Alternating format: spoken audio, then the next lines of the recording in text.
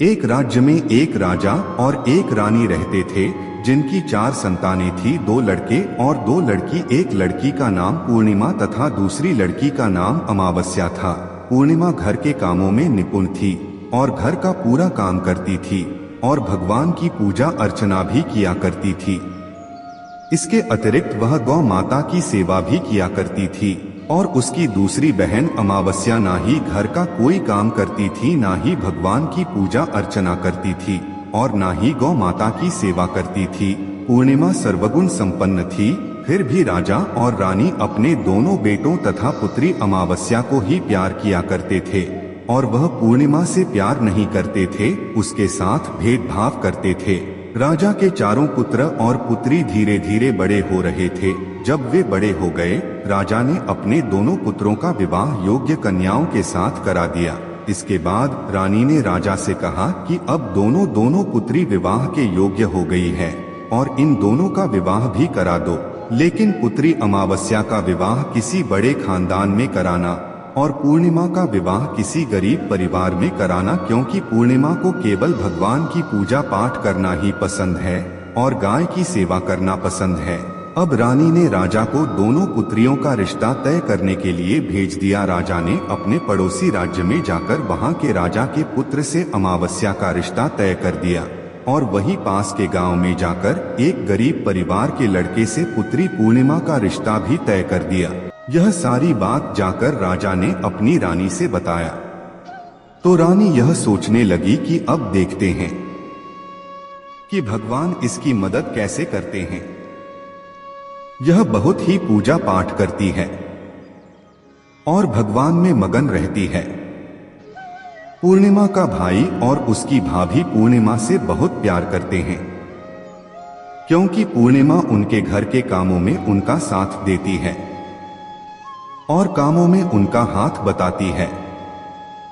और यही उनकी दूसरी बहन अमावस्या उन पर अपना रोक जमाती है और घर का कोई कार्य नहीं करती। कुछ समय बीत जाने के बाद दोनों पुत्रियों का विवाह हो जाता है। राजा और रानी की विवाह के बाद अपनी दोनों पुत्रियों को विदाई देते हैं। विदाई देते समय राजा और रानी पुत्री अमावस्या को बहुत सारा धन और दौलत देकर विदा करते हैं और पूर्णिमा को भी कुछ भी नहीं देते, खाली हाथ अपने घर से विदा करते हैं। इसके बाद दोनों बहनें अपने अपने ससुराल को चली जाती हैं।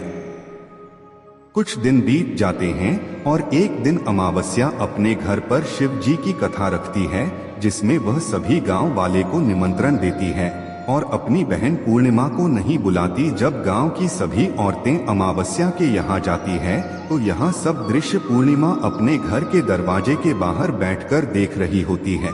तब वहां से गुजर रही औरतें पूर्णिमा से कहते हैं कि तुम्हारी बहन के यहाँ शिव जी की कथा रखी है, क्या तुम नहीं चलोगी? पूर्णिमा ने कहा, मुझे निमंत्रण नहीं आया है, मैं नहीं जा सकती। सभी गांव की औरतों ने पूर्णिमा से कहा, बुलाया नहीं तो क्या हुआ, भगवान शिव की कथा है, तुम हमारे साथ चलो। गांव की सभी औरतों की बात मानकर पूर्णिमा भी उनके साथ भगवान शिव की कथा में अमावस्या के घर चली जाती है। जब अमावस्या की नजर पूर्णिमा पर पड़ती है तो वहां कहती है कि तुम यहाँ कैसे चली आई, मैंने तो तुम्हें बुलाया नहीं था। खैर कोई बात नहीं, अब तुम आ ही गई हो तो चुपचाप बैठी रहना। और यह कहते हुए अमावस्या में पूर्णिमा की गरीबी का भी मजाक उड़ाया। पूर्णिमा की आंखों में आंसू आ गए और रोते रोते मन ही मन में पूर्णिमा भगवान शिव से विनती करती है, हे भगवान, क्या पूजा पाठ करना गलत है? गौ माता की सेवा करना गलत है? आखिर मेरी गलती क्या है? आप मुझ पर अपनी कृपा दृष्टि कब बनाएंगे? पूर्णिमा बार बार भगवान शिव से यही कहती रहती। इतने में शिव कथा पूरी हो जाती है और अमावस्या भगवान का प्रसाद बांटने लगती है। वह सभी लोगों को प्रसाद देती है, लेकिन पूर्णिमा को वहां प्रसाद नहीं देती। पूर्णिमा बिना प्रसाद के ही अपने घर लौट जाती है। रास्ते में वह यहाँ सोचते हुए चलती है कि यदि बच्चे उससे कथा का प्रसाद मांगेंगे तो वह उन्हें क्या जवाब देगी। उसने सोचा था कि वह अपने मायके, अपने भाई और भौजाई के यहाँ जाएगी और वहां जाते हुए वहां बच्चों के लिए कुछ लेकर जाएगी। ऐसा सोचते हुए वहां अपने घर वापस लौट आई। घर वापस लौटकर आने के बाद वह अपने पति और बच्चों से कहती है कि वह अपने मायके जा रही है।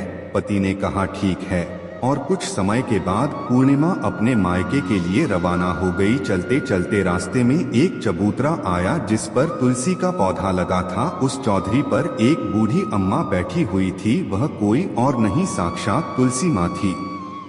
उस बूढ़ी माता ने पूर्णिमा से कहा, बिटिया तुम कौन हो और कहाँ जा रही हो? पूर्णिमा अपना परिचय देती है। परिचय देने के बाद बूढ़ी औरत ने पूर्णिमा से कहा कि यहाँ तुलसी का पौधा सूख रहा है, इसमें थोड़ा सा पानी डाल दो और इस चबूतरे की साफ सफाई कर दो, जिससे मुझे थोड़ी ठंडक मिलेगी। पूर्णिमा ने कहा कि ठीक है माँ, मैं तुलसी में पानी डाल देती हूँ और यहाँ की साफ सफाई भी कर देती हूँ। पूर्णिमा ने साफ सफाई करने के बाद बूढ़ी अम्मा को भी नहला दिया और बूढ़ी अम्मा की भी सेवा की। उनके पैर दबाए और बूढ़ी अम्मा से कहा कि माँ जी और बताइए मैं आपकी क्या सेवा करूं, और कोई काम है तो बता दीजिए, मैं कर दूंगी। बूढ़ी अम्मा ने कहा कुछ नहीं, अब तुम जाओ और वापस आते समय मुझसे मिलते हुए जाना। पूर्णिमा ने बूढ़ी अम्मा से कहा ठीक है मामा जी, मैं जाती हूँ, वापस आते वक्त आपसे मिलते हुए जाऊंगी। कुछ समय आगे चलने के बाद एक शिव मंदिर आया। वहां पर उसे एक बूढ़े बाबा मिले जो मंदिर के बाहर बैठे हुए थे। वह कोई और नहीं, साक्षात भोलेनाथ थे। उन्होंने पूर्णिमा से कहा कि कहाँ जा रही हो बेटी, तुम कौन हो? तब पूर्णिमा ने अपना परिचय दिया। फिर उस बूढ़े बाबा ने पूर्णिमा से कहा इस चबूतरे की और इस मंदिर की सफाई कर दो। तब पूर्णिमा ने मंदिर की और चबूतरे की साफ सफाई कर दी और वहां पर पूजा पाठ अर्चना भी की। और साफ सफाई पूजा अर्चना करने के बाद उन्होंने बूढ़े बाबा को भी नहला दिया और उनसे कहा कि बाबा और कोई काम हो तो बताइए। तब बूढ़े बाबा ने कहा नहीं बेटी, अब तुम जाओ और वापस आते वक्त मुझसे मिलते हुए जाना। पूर्णिमा ने कहा ठीक है बाबा, मैं जाती हूँ, वापस आते हुए आपसे मिलते हुए जाऊंगी। आगे चलते चलते कुछ दूर चलने के बाद पूर्णिमा को एक काली जी का मंदिर दिखा। वहां भी एक बूढ़ी अम्मा चबूतरे पर बैठी हुई थी। उस बूढ़ी औरत ने भी पूर्णिमा से कहा कि बेटी तुम कौन हो, कहाँ जा रही हो? तब पूर्णिमा ने उस बूढ़ी औरत को भी अपना परिचय दिया। बूढ़ी औरत ने पूर्णिमा से कहा कि यहाँ पर सभी पूजा पाठ करने के लिए आते हैं, लेकिन मंदिर की साफ सफाई करने के लिए कोई नहीं आता, इसीलिए तुम मंदिर की और चबूतरे की साफ सफाई कर दो। पूर्णिमा ने कहा ठीक है माताजी, और पूर्णिमा मंदिर की और चबूतरे की साफ सफाई कर देती है और पूजा पाठ भी करती है और माताजी का श्रृंगार कर देती है और उस बूढ़ी अम्मा को भी नहला देती है और बूढ़ी अम्मा के पैर दबाती है और कहती है कि सभी काम हो गया है माँ जी, और कोई काम हो तो बताइए। बूढ़ी अम्मा कहती है कि नहीं बेटी, अब तुम जाओ, लेकिन वापस आते वक्त मुझसे मिलते हुए जाना। पूर्णिमा कहती है ठीक है, और वह आगे चली जाती है। आगे चलते चलते एक नदी आती है। वहाँ पर भी एक बूढ़ी अम्मा बैठी रहती है और वहाँ कहती है कि बेटी तुम कौन हो और कहाँ से आई हो? उसे भी पूर्णिमा अपना परिचय देती है। बूढ़ी औरत पूर्णिमा से कहती है कि नदी पर स्नान करने तो यहाँ पर सब आते हैं, लेकिन यहाँ की साफ सफाई कोई नहीं करता, इसलिए तुम इस किनारे पर साफ सफाई कर दो। पूर्णिमा कहती है ठीक है माजी, और वहाँ की साफ सफाई कर देती है और उस बूढ़ी अम्मा के पैर दबा दी है और कहती है माँ जी, और कोई काम हो तो बताइए। बूढ़ी औरत कहती है कि कुछ नहीं बेटी, तुम जाओ, लेकिन वापस आते वक्त मुझसे मिलते हुए जाना। और वहाँ नाव में बैठकर नदी के दूसरे किनारे पहुँच जाती है और वहां अपने मायके के घर पहुंच जाती है। वहां पर पूर्णिमा के भाई और भाभी उसे देखकर बहुत खुश हो जाते हैं और वे पूर्णिमा की बहुत खातिरदारी करते हैं और उससे बहुत सारी बातें करते हैं और कहते हैं कि बच्चों को भी साथ में लेकर आती तो बहुत अच्छा होता। अब कुछ समय के बाद पूर्णिमा ने वापस अपने ससुराल जाने को कहा तो उसकी भाभी ने उसके लिए एक साड़ी दी और खेलों में बच्चों के लिए कपड़े और खाने पीने की कुछ चीजें रख दी और कहा कि तुम बहुत दिनों के बाद आती हो। और पूर्णिमा की भाभी ने यह थैला पूर्णिमा के हाथ में दे दिया और कहा कि जाओ और जल्दी वापस आना। इसके बाद पूर्णिमा वहां से अपने ससुराल के लिए रवाना हो गई। और उसी की नदी के किनारे पहुंची और नाव में बैठकर दूसरे किनारे पर उतर गई। वहां पर उतरने के बाद वहां पर उसे वही बूढ़ी अम्मा मिली जो साक्षात गंगा मैया थी। उस बूढ़ी अम्मा ने पूर्णिमा को एक फैला दिया और कहा कि इसे तुम अपने घर जाकर ही खोलना। अब पूर्णिमा के पास बहुत पहले हो गए थे। उन्हें लेकर पूर्णिमा वहां से रवाना हुई। आगे कुछ दूर चलने पर काली माँ का मंदिर आया। वहां पर काली माँ बूढ़ी माँ के रूप में विराजमान थी। उसने कहा, आ गई बेटी पूर्णिमा। पूर्णिमा ने कहा, हाँ माजी मैं आ गई। तो काली माँ ने उसे एक फैला दिया और कहा, तुम यहाँ थैला अपने घर जाकर खोलना। अब पूर्णिमा के पास 3 थैले हो गए थे। तीनों थैली लेकर पूर्णिमा आगे बढ़ी। कुछ दूर जाने पर शिव जी का मंदिर आया, जहाँ बूढ़े बाबा के रूप में शिव जी स्वयं विराजमान थे। बूढ़े बाबा ने कहा, पूर्णिमा तुम वापस आ गई। पूर्णिमा ने कहा, हाँ बाबा मैं वापस आ गई। बूढ़े बाबा ने भी पूर्णिमा को एक फैला दिया और कहा कि यह थैला तुम घर जाकर ही खोलना। पूर्णिमा ने कहा, ठीक है बाबा। अब पूर्णिमा के पास 4 थैले हो गए थे।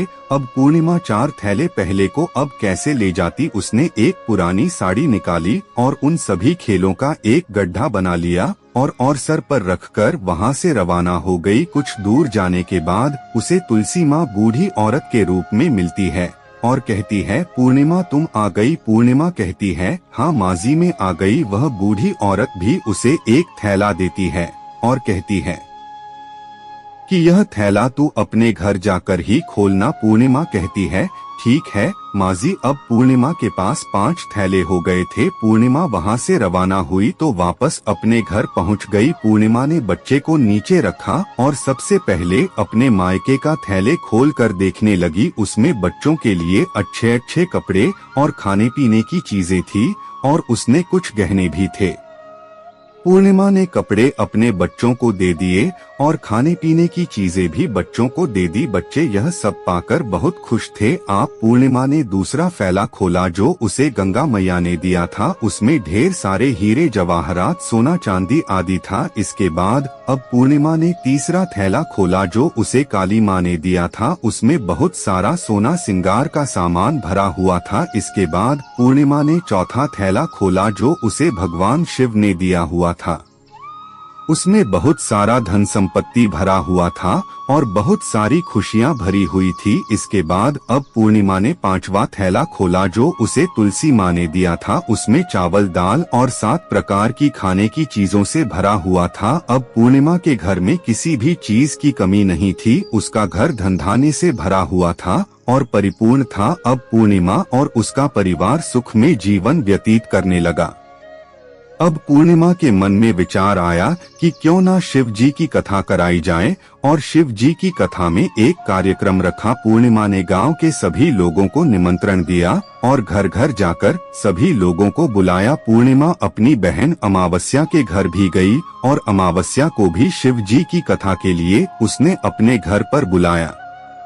जब अमावस्या पूर्णिमा के घर शिव जी की कथा में आई तो उसने देखा कि पूर्णिमा के घर में किसी भी चीज की कोई कमी नहीं है। इतना सारा धन दौलत देखकर अमावस्या आश्चर्यचकित हो गई। उसने पूर्णिमा से कहा कि तुम्हारे घर में इतनी धन और दौलत कहाँ से आई। पूर्णिमा ने कहा, देखो बहन, तुमने शिव जी की कथा में मुझे नहीं बुलाया था, फिर भी मैं चली आई और तुमने मुझे प्रसाद तक नहीं दिया और मेरी गरीबी का मजाक भी उड़ाया। उसके बाद मैं अपने घर आ गई और घर आते हुए मन ही मन में सोच रही थी कि अपने मायके जाऊंगी और मैं अपने मायके चली गई और जो कुछ घटना इस बीच हुई वह सभी घटना अपनी बहन अमावस्या को बताती है। तो अमावस्या कहती है कि तुम भी मुझे प्रसाद मत दो और मुझे डांट लो। लेकिन पूर्णिमा ने कहा कि यह तो भगवान का प्रसाद है, मैं तो सबको दूंगी और तुम्हें भी दूंगी। फिर भी अमावस्या ने प्रसाद नहीं लिया और वह सीधे अपने घर चली गई। घर जाकर अपने बच्चों से कहकर वहां अपने मायके जाने के लिए तैयार हो गई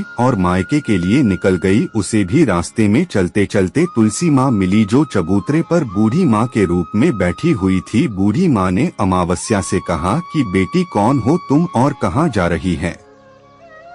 अमावस्या ने अपना परिचय दिया। बूढ़ी माँ ने कहा, बेटी यह तुलसी का पौधा सूख रहा है इसमें थोड़ा सा पानी डाल दो और इस चबूतरे की साफ सफाई कर दो। इस पर अमावस्या ने कहा, बुढ़िया तुझे दिखाई नहीं दे रहा कि मैंने इतनी महंगी साड़ी पहन रखी है, यह गंदी हो जाएगी। ऐसा कहकर वहां से आगे चली गई। आगे जाने पर उसे भगवान शिव मिले, जिसे भी उसने ऐसा ही कहा। उसके बाद आगे जाने पर उसे काली माँ मिली, जिससे भी उसने यही सारी बातें कही। आगे जाने पर उसे गंगा मिले, जिसे भी उसने यही सब कहा और आगे चली गई। इसके बाद अमावस्या जब नाव में बैठने लगी तो उसे नाव में फूलों की जगह कांटे भरे थे जो उसके पैरों में शुभ रहे थे। किनारे पर उतरकर वहां अपने मायके चली गई। जब वहां उसे उसकी भाभियों ने तथा भाइयों ने देखा तो मन ही मन में कहने लगे कि काम की ना काज की ढाई मन अनाज की, अब आ ही गई हो तो ठीक है। पूर्णिमा तो हमारे कामों में हाथ बताती थी, यह कोई काम करेगी तो नहीं। अब उन्होंने खाना बनाया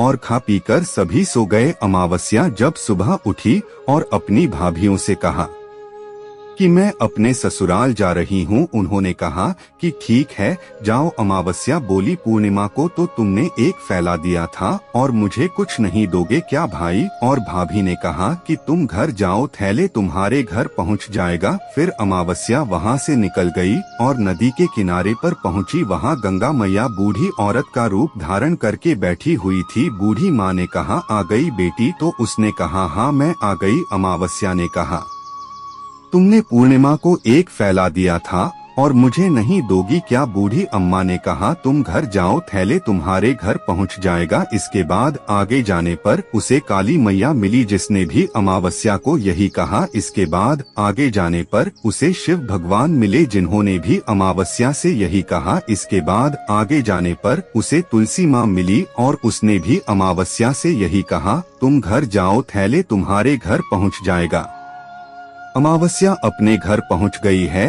आंगन में ने देखा तो वहां पर 5 थैले पड़े हुए थे। अमावस्या ने मन ही मन सोचा कि अब तो मेरे पास बहुत सारी धन और दौलत आ जाएगी। जल्दी जल्दी उसमें सभी थैले को खोला। किसी में मिट्टी थे तो किसी ने पत्थर, किसी में कंकर और किसी में कोयला। उसे मायके से भी कुछ नहीं मिला था।